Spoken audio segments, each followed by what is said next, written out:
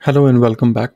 In this tutorial, I like to show you how to add, when you add a column, for example, in your data, and how to bring the data in the pivot table and then use it, right?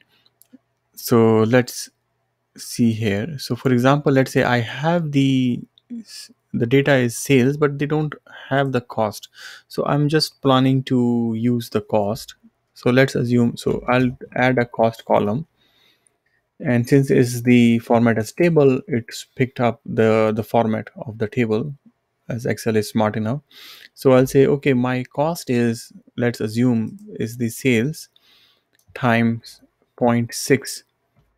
So 60% I am assuming from my sale is my cost. And here you see I have the cost. I can keep as a, so this is my cost. So I'll save this one. So you notice when I come here, I don't have the cost uh, field available right now to use, right? I can go in either one of the tables. So the easy thing is just click on the analyze tab, and then just click on the refresh.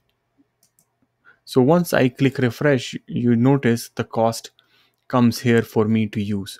So I can easily use the cost. You see I can bring the cost, and if I remove this, so it's now the cost. But I don't want to keep the use the cost, so I'll just do undo and leave it as it is. uh, Thank you for watching this video.